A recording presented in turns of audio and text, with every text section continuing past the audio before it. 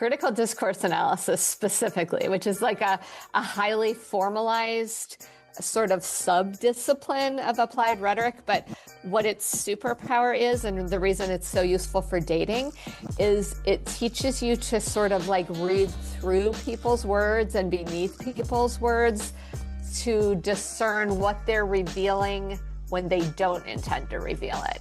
There's more and more groups trying to come up with something new, in-person ways of meeting, other modalities. And I think that'll continue to happen, but I don't think dating apps are going anywhere anytime soon. They're too convenient.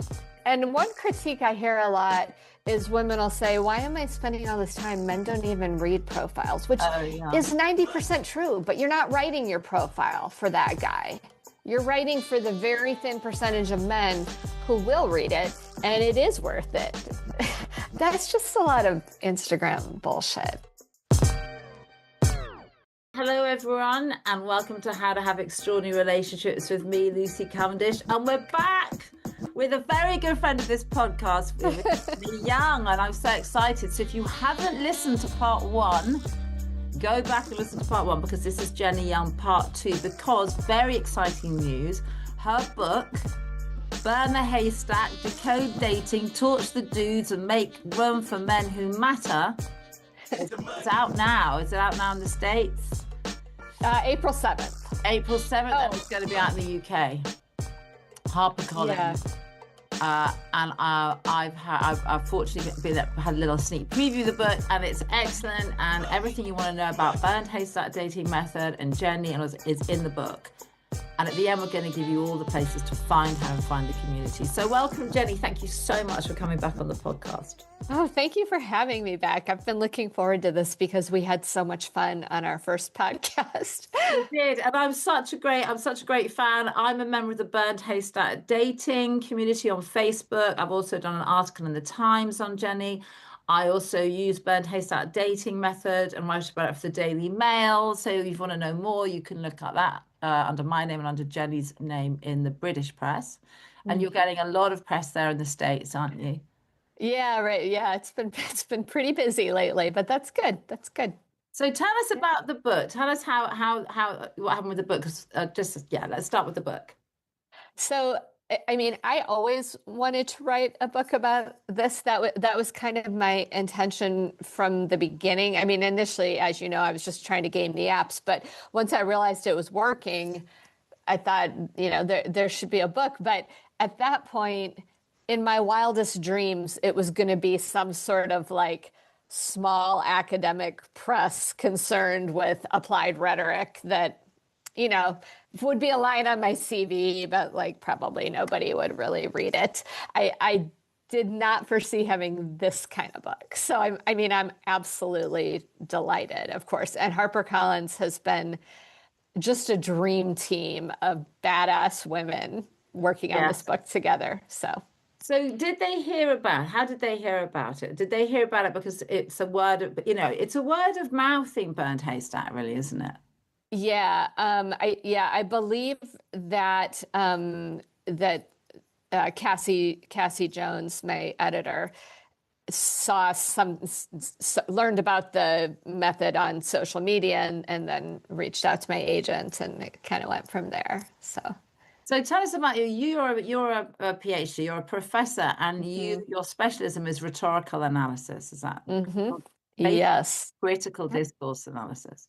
Critical discourse analysis specifically, which is like a highly formalized sort of sub-discipline of applied rhetoric. But what its superpower is, and the reason it's so useful for dating, is it teaches you to sort of like read through people's words and beneath people's words to discern what they're revealing when they don't intend to reveal it, that's the most important information you can get on a dating app, right? Because everybody's trying to present a certain way, but they don't realize the rhetorical clues they're including that have arguably more important information than, the fact that they spend their entire lives in the gym or want no drama or whatever it is. Yeah. Yeah. The want no drama thing, when I wrote a piece in the Times, men picked up on that a lot. and said to Oh, me, yeah. why is that a red flag? What if I'm a man and I'm happy in my life? I mean, I'm heterosexual, so we're talking at the moment about heterosexual relationships. So it doesn't have to be heterosexual relationships. Right. That's mainly what we're talking about. And they say, well, what if I don't want drama? What if I'm happy? I don't want drama. Why is it wrong to put it in my dating profile? Well, I mean, I think I would ask them to define drama because nobody wants actual drama. Like, nobody wants a relationship where, the police are going to have to be involved. But I think more frequently than not, when men say they don't want drama, what they actually mean is they don't want to deal with a three-dimensional human woman who has the challenges that all human beings have and real life responsibilities and families and, problems that they're working on in their lives. Like if that's how they're defining drama, which it usually seems to be, then they're just not ready for an adult relationship. And then the other, and I think this happens equally frequently, the men who say, I don't want any more drama, what they're actually telling you is that they're already constantly creating drama. Like they are the source of the drama. So they just don't, like they can't handle anymore because they're creating so much themselves. That's so interesting. So Burned Haystack happened, because you, rolling back, just to catch up for people that don't know, if there's anyone out there who doesn't know, goodness knows how that could be possible. It's because you were going on the dating apps and you were kind of going, oh, what's going on here? Is that right? Yeah. Yeah. At first, I was just like sort of mystified and confused and demoralized. And then I actually got really angry and I was like, we're just not doing this anymore. Like women, like, it's 2023 then, so 3 years ago. And I just thought we can't, like, somebody's got to solve this. And I realized that as a rhetorician and specifically, someone who focuses on feminist rhetoric, I already had like this whole bag of tricks to bring to this challenge. So that's when I got really academic about it. And when I started like seeking out other women to be part of the, what turned into this community. So you were sort of saying, listen, ladies, women, friends, let's get together. Let's have a look at these dating profiles and see, is it us? Are we just undateable? No. Right. That is Yeah. it. Right. So let's look at what's going on in men's profiles and see if we can weed some of them out. Yeah, we needed a system, and it had to be like a clear system that was grounded in academic methodology and something we could rely upon. So the one thing is that what you said is that the dating apps are based on a gaming model, so that they are. Okay, so that means what? They want you to keep engaging. Yeah, they want to hook you in and like engage you in this infinite scroll or swipe or whatever it is, because that's how they make money, right? Like they actually don't make money from people finding love and canceling their paid Bumble account. So initially Tinder was the first to intentionally gamify, to sort of like code that in, but they all do it now. All the apps are gamified. And even if you're not paying, you're feeding that system, right? Because then they're running on other people's accounts or advertisements or whatever it is. So it doesn't, like, I always tell women, I think if you're serious about dating, I think you should pay for an app because they work better for you when you pay for them. But whether you're paying or not, you're like feeding this very commodified, objectifying system. And yet we all do it because it's the way people meet people, isn't it? It is, right. And people say all the time, like, don't you realize the apps are horrible? Yes, that's of course I do. That's why I created this method. But I'm a pragmatist too. Like I understand this is how people are meeting. And is it going to last forever? Not in its current state. No, it's going to change and evolve or devolve depending on how you look at it. And there are there's more and more groups trying to come up with something new, in-person ways of meeting, other modalities. And I think that'll continue to happen, but I don't think dating apps are going anywhere anytime soon. They're too convenient. Yeah. Yeah. So you have some sort of top 10 rules. So one rule basically is if you don't want someone, if you're swiping left, you block them. Right. And what does that do? Because it's called it's called block to burn. You know, we're blocking, Right. we're not just going no, we're blocking people, aren't we? Why are we blocking people? Because otherwise the app is going to recycle that person to you. Right. And you may or may not remember, but either way it's wasting your time, because then you've got to review their profile again. And the other reason is it kind of helps you control the algorithm, because if you block someone, the app doesn't want to stop sending you matches, so that forces it to send you someone new who might end up being a much better match and whom you wouldn't have ever even met if you'd kept, sort of playing the game they've set up. Yes, because I've got friends, and like she'll show me someone on, let's say, Bumble, and I'll go, God, he looks great, but he's not shown up on my Bumble. Right, right. How come you got to see him and I didn't get to see him? Right. And the algorithms are mysterious. Like, none of the apps have revealed their algorithms. So people who claim to know how they work are, either speculating or lying.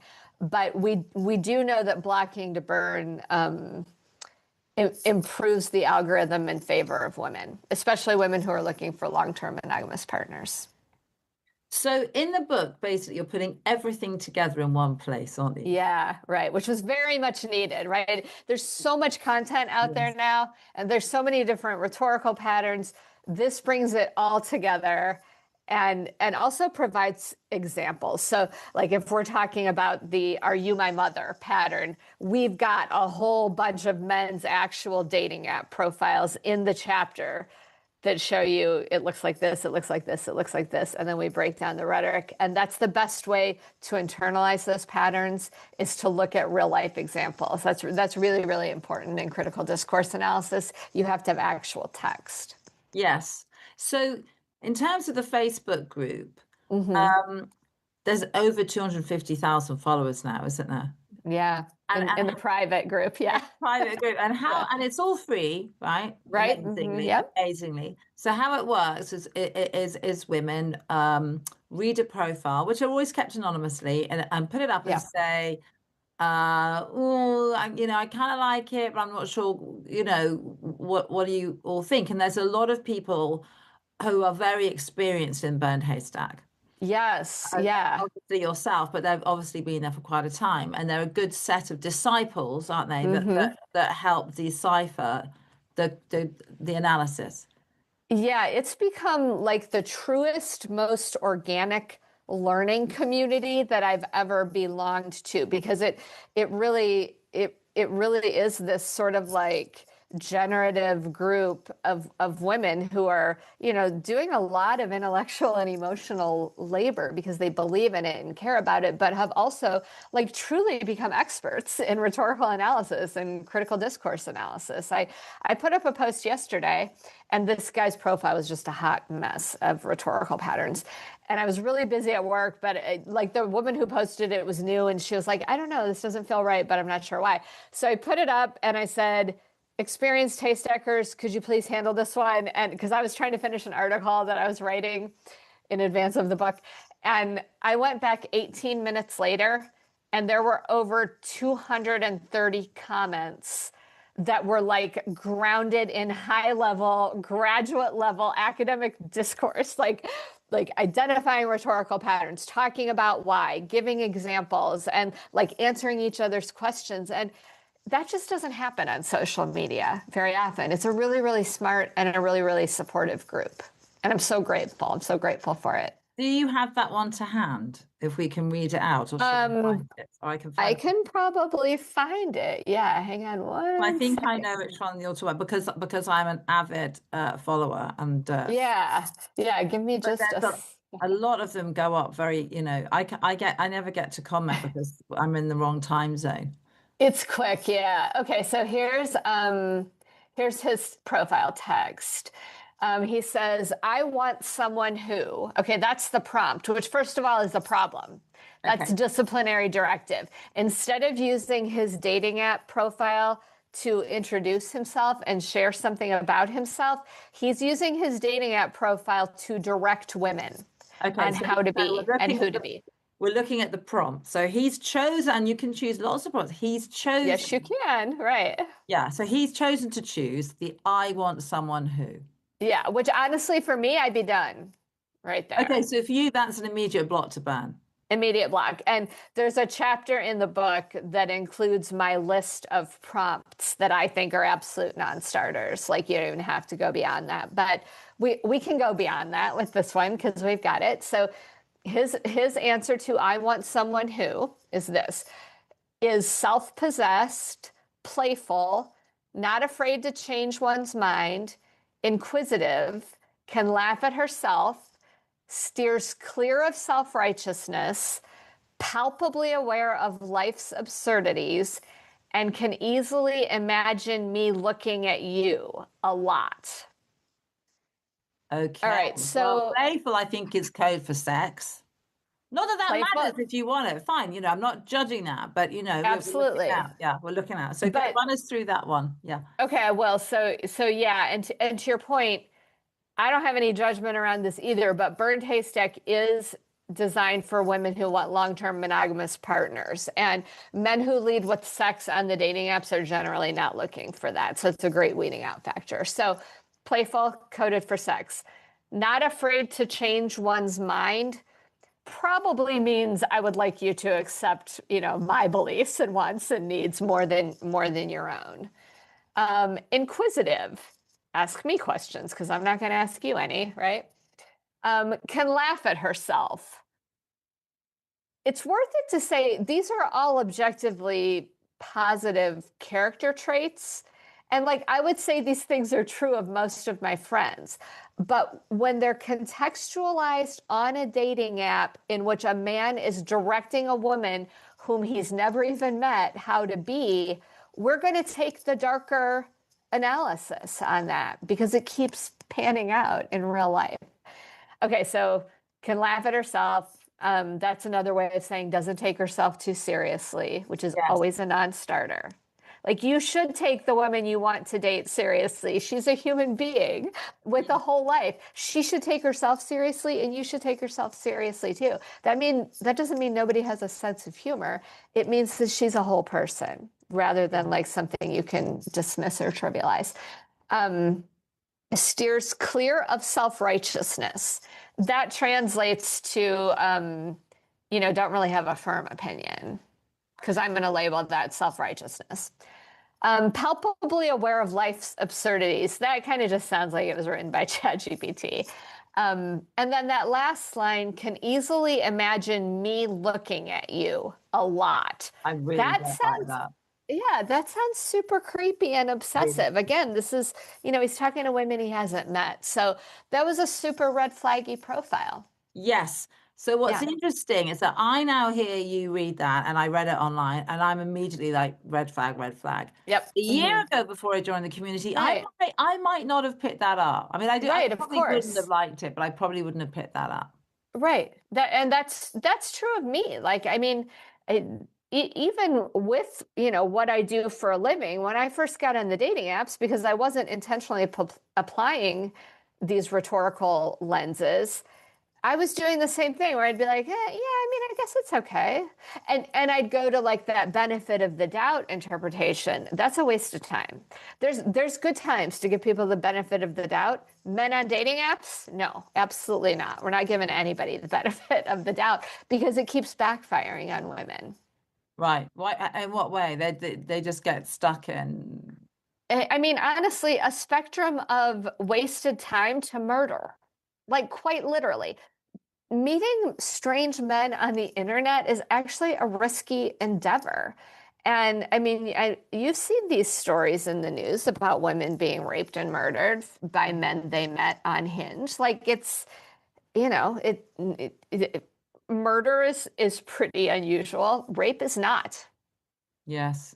And all levels of sexual assault are fairly common occurrences on dating app dates, which is why it's so important to really have a method for how you're vetting these guys and also some guidelines for how those first meetings go. Yes.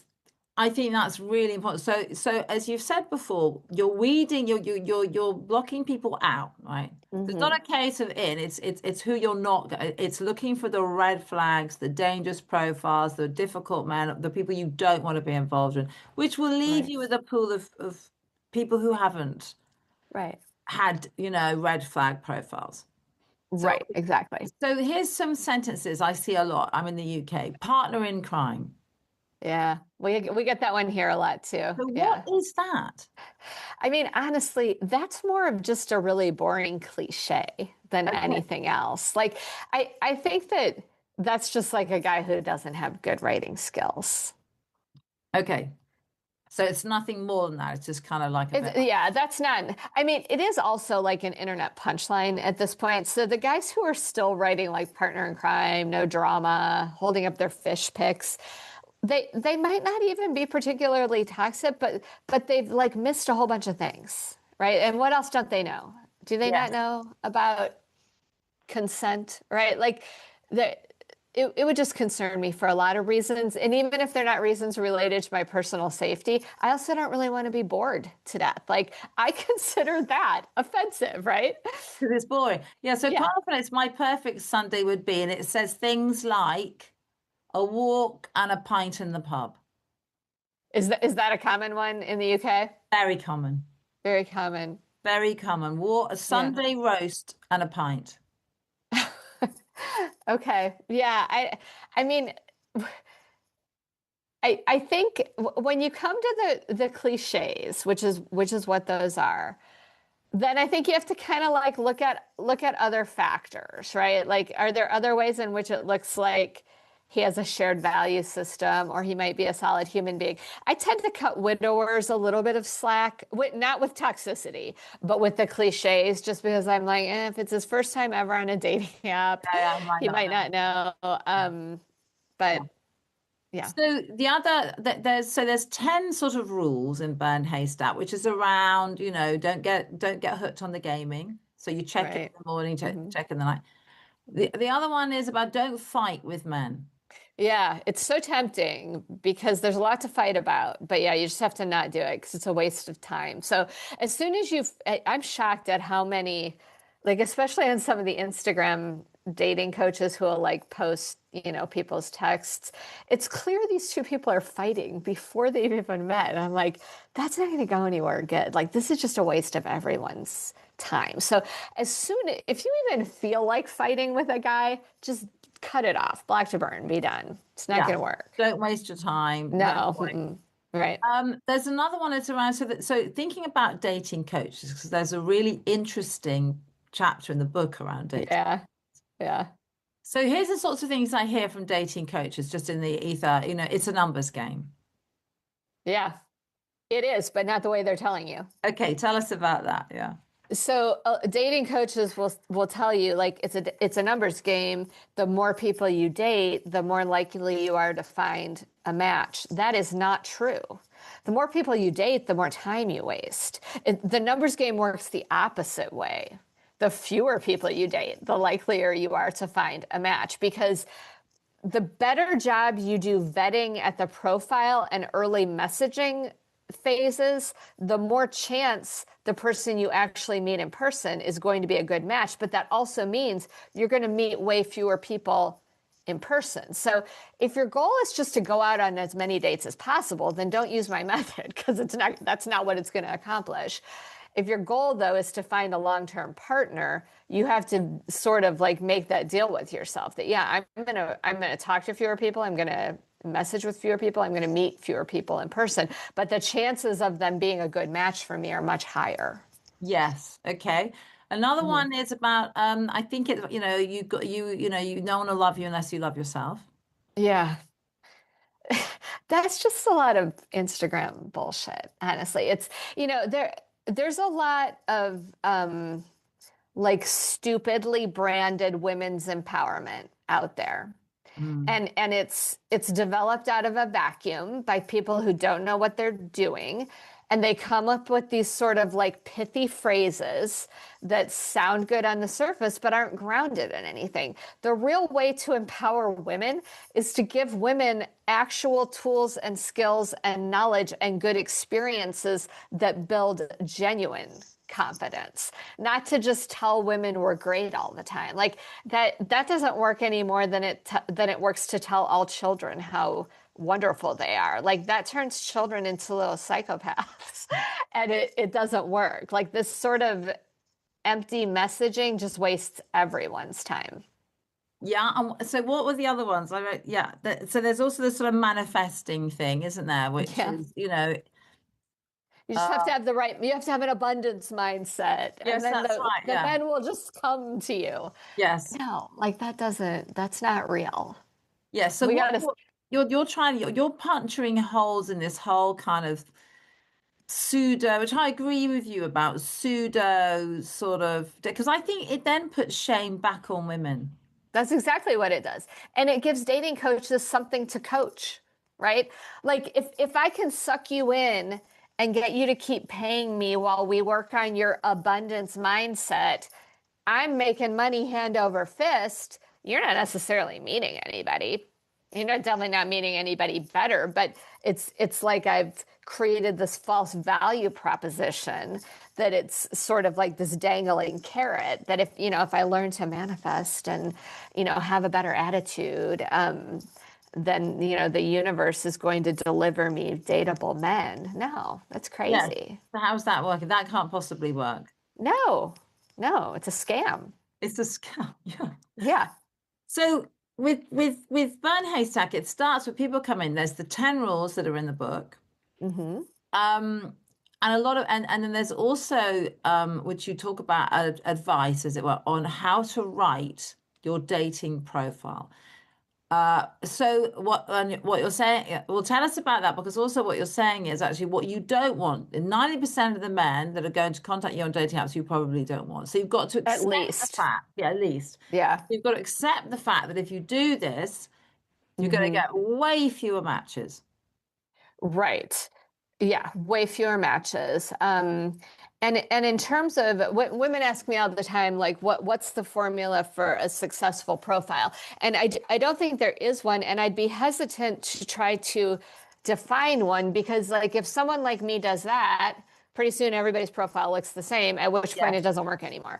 Yeah. So what we did instead, I crowdsourced profiles, women's profiles that led to needles. Like I said, if you had a profile that led you to the love of your life, I want to see it. And a whole bunch of women sent me their profiles. And I whittled down to 5 that we published in the book. And what I did was identify the common rhetorical moves. So it's not like you have to do ABC. It's like, this is what successful profiles have in common. And that's a pretty deep dive in the book. If you've read that chapter, you know what I'm talking about. I do, yeah. Mm-hmm. Yeah. But it's written in a way that's accessible. Like it'll make sense to you, but it's not as easy as me giving you like 5 tips. You would need to read the book to look at them, but you analyze them. They're funny, they're very they're kind of stuff is personal about what I like to do is it's also giving people an opportunity to respond to your profile. So you're giving someone something to actually ask you about. Right. I see you like, I don't know, you like Paleolithic, whatever. Yeah. And so there's something people can respond to on the profile, isn't there? Right. And one critique I hear a lot is women will say, why am I spending all this time? Men don't even read profiles, which is 90% true, but you're not writing your profile for that guy. You're writing for the very thin percentage of men who will read it. And it is worth it to put some time and energy into crafting something that will appeal to that crowd. That's who you actually, that's whose attention you want to attract. Now, there's a wonderful question that you asked. So we're looking at, so people are they're posting up profiles anonymously and asking people to, have a look at it with them. Now, some profiles get posted up and the woman says, I'm not sure, I don't like this, I haven't got this. And actually, it reads perfectly well. So there are Hmm. instances where people say, "Oh, I'm not seeing any red flags here," because we've now Oh got yeah. slightly hyper. We're like, "Oh my God, there must be a red flag." Yeah. Right, right. Yeah, right. That's true. But no, every now and then, I mean, first of all, the ones that tend to get posted in the group are the problematic ones. But yeah, there are men's profiles out there that are perfectly fine. And people always ask me, like, what's a good male profile look like? And the whole answer is it does not include red flag rhetorical patterns. Yeah. Beyond that, I don't really care. It doesn't have to be that exciting. It could be downright boring. Mm. And that might be a really interesting, funny, great guy in Because real life. in the book, I think you've got up to 33 rhetorical patterns now. Yeah, we have 33. Yeah. One of which I love is which I get a lot because Hmm. is middle-aged white Buddha, because what's amazing is how, so you read a profile and it's a man that says something like, "I've done the work, I'm on my um, spiritual journey, I'm on my spiritual journey." looking for an enlightened woman to join me on my spiritual journey. Yeah, those are the mobs, the middle-aged white So Buddhists. why don't we like them? I mean, they make me want to run for the hills, but I mean, I imagine lots of women read them and go, "Oh, wow, you know." They do, yeah. I mean, we don't want them because they're disingenuous. That's false. And I've gotten some hate mail that say, "Why are you picking on Buddhism?" I'm not picking on Buddhism. I think Buddhism is great. I'm picking on fake Buddhists, like Yeah, the yeah, guy. yes, I know. Yeah, okay. Yeah, they're just dropping buzzwords because they're like, "This is what women want." But it falls apart so quickly after you start talking to them. So there's that one. There's test and apologize, which we know, which is someone says something, you say something like, "Oh," we're at the messaging stage, and they say, "What are you doing tonight?" And you say, "Oh, I don't know. What are you up to today?" And you say, "Oh, I'm just waking up and I'm going to yoga." And then they say something like, "Wow, I'd love to be waking up next to you." And you've Yeah, never met this person before. right, right. And then you Yeah, go, and they do it all the time. do it all the time. Hmm. But I don't know why they do it. That's men. I have to tell you that. I think I don't know, maybe they think you like it. Yeah, I might then say, well, at that point, I'm out actually. But let's yeah, see some right. response. That might be a test and apologize. If someone said, "Well, I haven't met you, that's a little bit too soon to be texting me," stuff like that, they will Hmm. then go, "Oh, I didn't mean to offend. I was only joking." Right. Or a lot of times they'll send the apology before you've even responded Ah. to like set themselves up as a good guy who has self-insight after he just said something horrible. But then he's like, "Oh my God, that's totally out of character. I'm so sorry.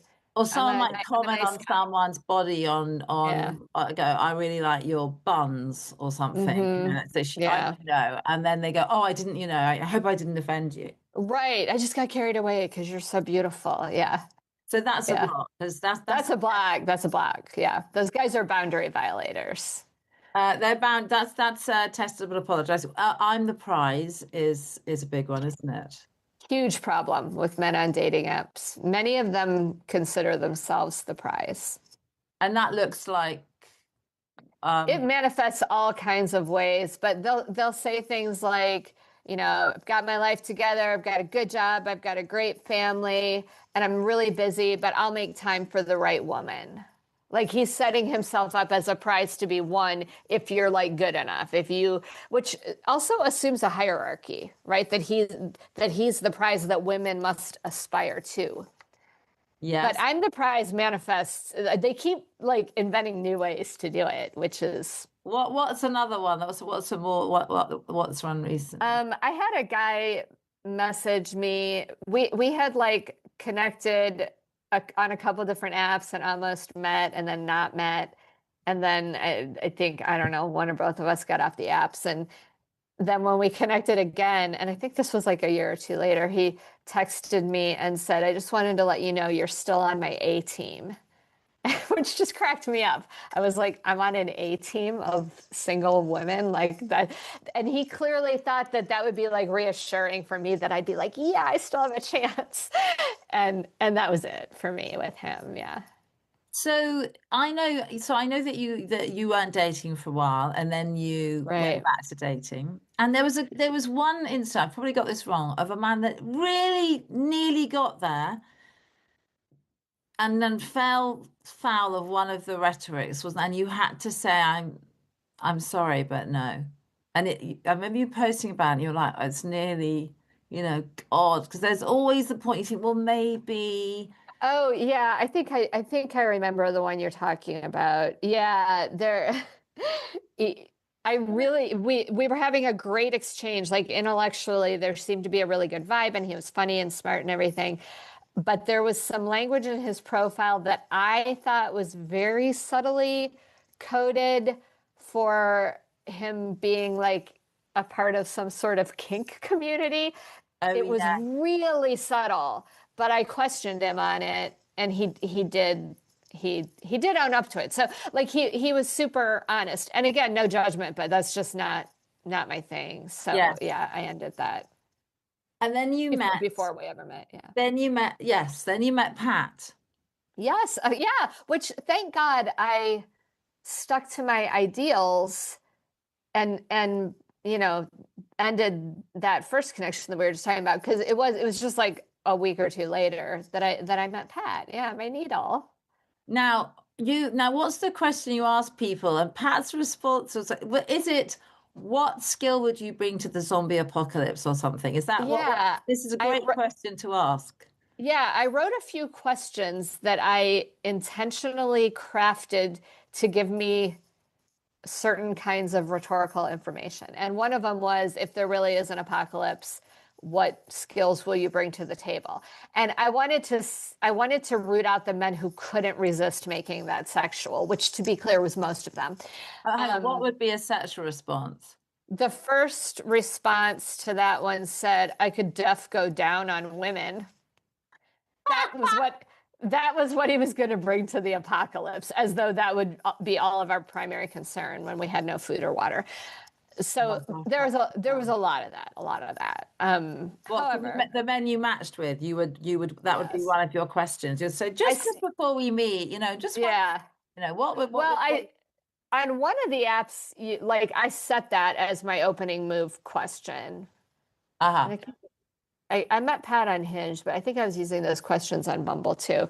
Anyway, Pat's response to that one said, he's a middle school math teacher. I didn't know that at the point. I knew he was a teacher, but I didn't know what he taught. But his response said, I guess I'd have to say algebra. We won't need it, just like we don't need it now. But someday someone will want it, and I'll be there. And I thought, that's great. It's funny, it's self-deprecating, it's lighthearted, it tells me something about him. And I also liked that, it was real no pressure. I don't know if anybody wants this, but if they do, I'll be there. I am. Yes, and I have to say, one of the rhetorical tricks we use is thin slicing. There's a lot about it in the book, but I can now take that thin slice and say that accurately predicted many aspects of his character and personality. Okay, tell us about thin slicing.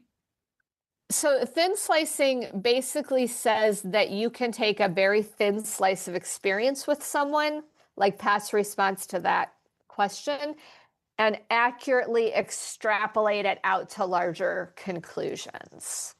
Yes. You can take a little thin slice, because that's a little thin slice, but it showed you that he was self-deprecating, funny. Yeah. Actually, he loves what he does. Yeah, exactly. Admitted, no one wants algebra now, but here I am, carrying on with algebra. Right, yeah. So you went on some dates with him, and you say, which I love, is sometimes it takes a little bit of time. You've got to meet up. You've got to, see how each other is. Right. Yeah. I mean, I texted my girlfriends as I was leaving our first date. And I'm so glad I have these time-stamped messages now, because in the moment you have no idea what's going to happen. And I wrote something like, the date went great. He's really nice. He's definitely way too nice for me, but he was so nice I'd probably go out with him again. Because I thought, he's not my type. I've always gone for the darker, snarkier type of man, which never worked out. And it was not immediate chemistry or spark. But what's interesting is I drove away from that date and the next two dates thinking, I'm in a really good mood today. I didn't attribute it to Pat at all. Gave him no credit. I was, even in my own mind, I was like, I'm not sure this is going anywhere. I'm just in a good mood today. That's why I feel happy. But then I noticed I felt happy like every single time I saw him. And then I started feeling happy in between, like as we started talking to each other more and more.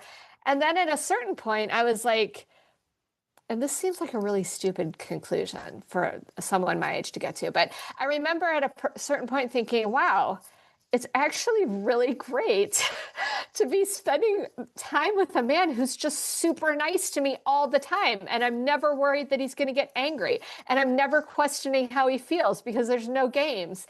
And that sort of developed into like a warmth that over time blossomed into really, really great chemistry. And I know that doesn't happen every time, and I'm not trying to claim it does. I'm just saying it did for me. So it's possible. I really hear that. Yeah. It's the I don't have to worry about the communication. Right. Yeah. My nervous system wasn't constantly like on Is he going to edge. text me? Does he? Yeah. Right. Right. I mean, I've had experience where people have come on really strong at the beginning and it's all going really well. And you're like, oh my goodness, I've met Right. someone. It's actually working. Yeah. And then gradually it tails off. Yeah. Or it gets more toxic, right? Like, or it intensifies in a bad way. This was just like, I mean, to say slow burn, that's like such a cliche, but it's apt. Like it's an apt description. And it was the same way for him. Like we've talked about this since. And he was like, yeah, I liked you right away. I thought this is an interesting person to talk to. And that was like our foundation. And both being educators, I think we had a lot in common. I spent a lot of time dating like, corporate bros and attorneys, and not that couldn't be a good match too, but like this is a better match for me. Yes. And obviously at some point you've got to, when they say, what do you do as a job? You've got to say, well, I do this, but actually I also run this feminist kind of dating method called where we plot to burn. It's called the Burn the Haystack Dating Method. Yeah. And a lot of men probably find it quite attacking, shocking. Oh yeah. Yeah. No, there were I definitely connected with men who like, then found me on social media and were like, yeah, I don't think so. Really? They were like, they couldn't have, no, so just a big no. Yeah, or what happened more frequently is a lot of jabs. Like they'd keep talking to me and they'd be like, I bet you're analyzing my every word. Hope I didn't screw it up. Or, just over time that became annoying, and honestly sort of insulting. Pat didn't do any of that. I told him about Burn Haystack immediately. And he seemed, first of all, he has four grown children, three of whom are daughters. He got it. Like he understood why we're doing this and seemed to be like genuinely interested and had respect for the method. It didn't like devolve into jokes or defensiveness or like, am I getting through the patterns? Like I was getting a lot of that and I didn't get any of that from him. He was just on board and interested. So the Burn Haystack method gets criticized. I imagine quite. I mean, women also criticize. So some women kind of have criticized it by saying you're being too mean to men. No one's going to pass the tests. Right. What we should. I mean, I'm not sure they are saying this, but I read it as we should cut men slack because they're just sort of cloth-eared idiots. Mm-hmm. I mean, how can right. They? Yeah. And or grant them grace, which is what too many internet dating coaches are invoking that phrase. You need to grant people grace. So what?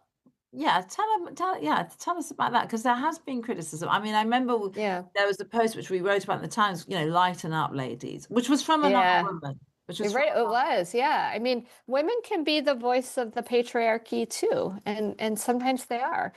Yeah, I mean, Burn Haystack is strict, but it's not mean. Like I'm not advocating, women being mean to men online. I'm just saying that if they demonstrate the rhetorical patterns, you should stop engaging with them. And I'm frequently asked, are you afraid that it's so strict that you might miss a good match?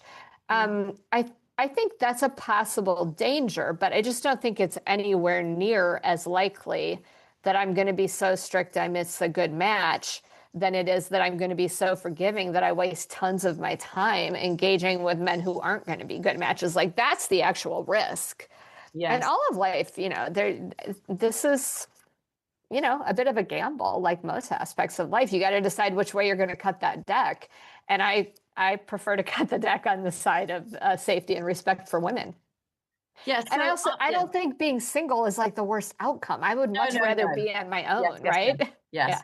Yes. I mean, being single is fabulous and fun. And it would take, once you've adjusted all that and you're enjoying your life, if you want to meet a partner, you want to meet a good partner. Right, exactly. Sexist, but that's right. You want that, right? Right.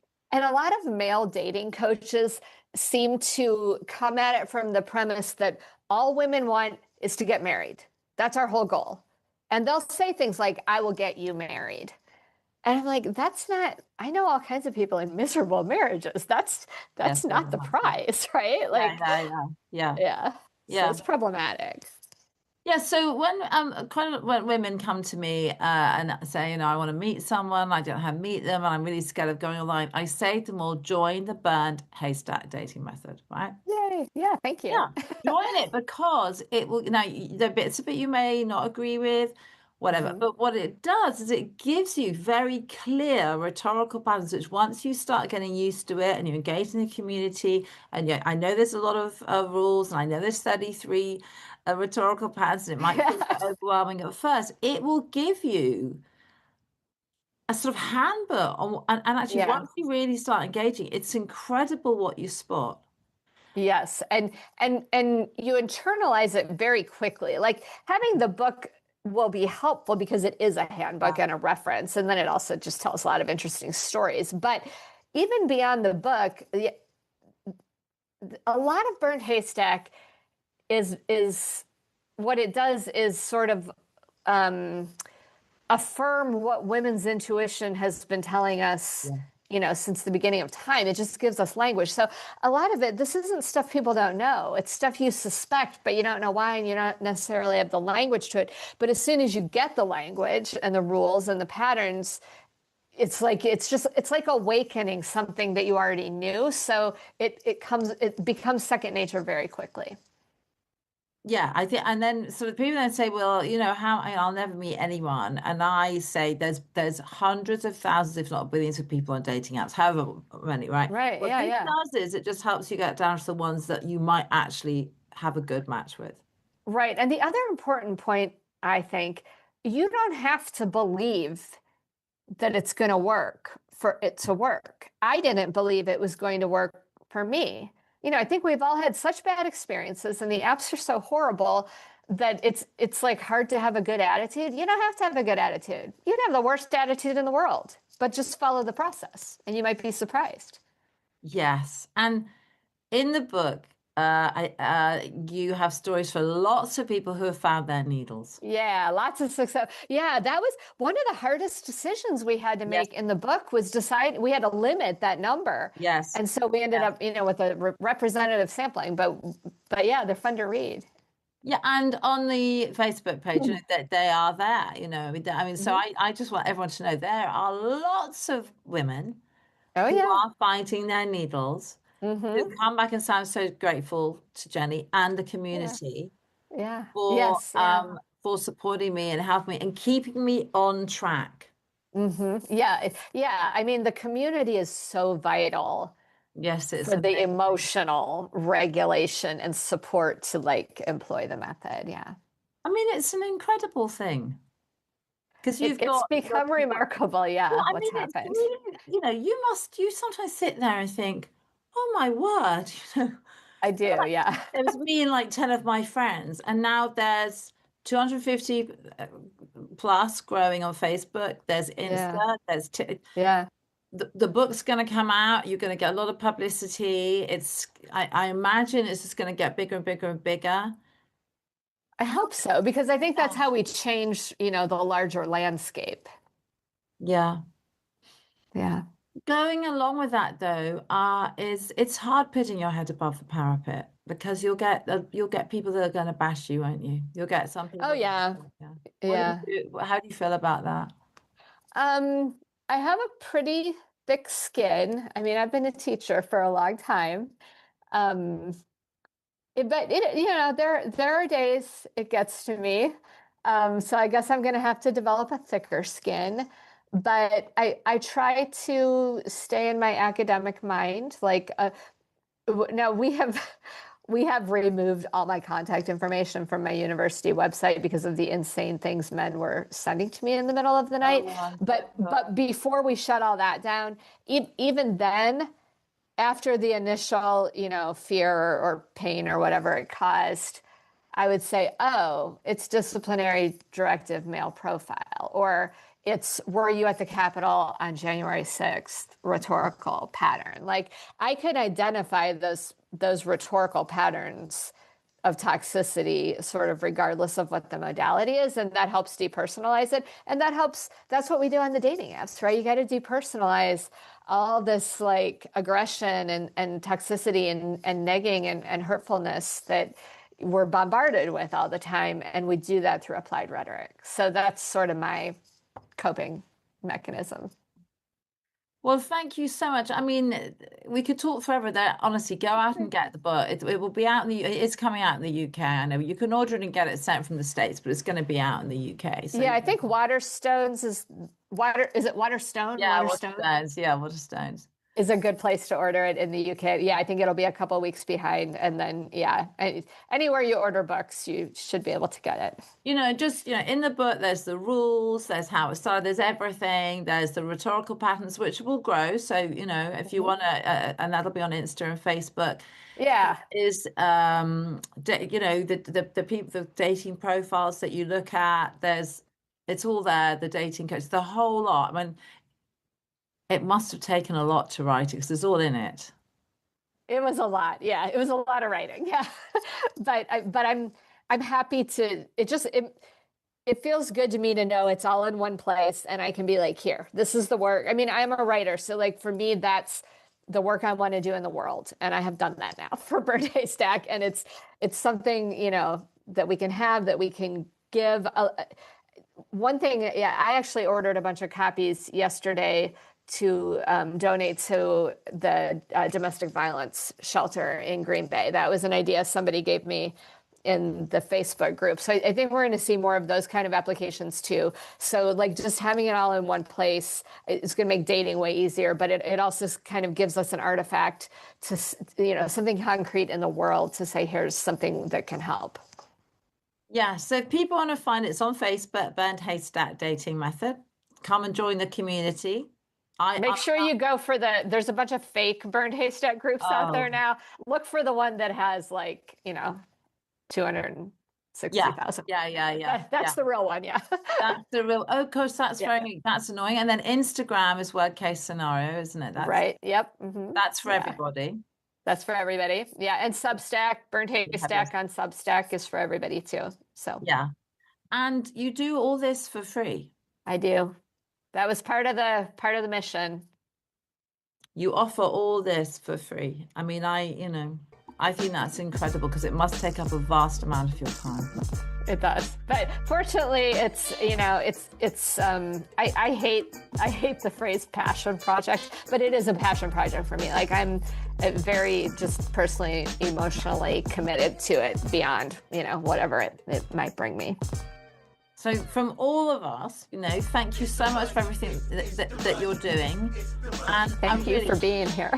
Well, please, by the way, because Jennie, you're so generous. You come on the podcast, you do interviews with people. You're incredibly generous with your time and your knowledge.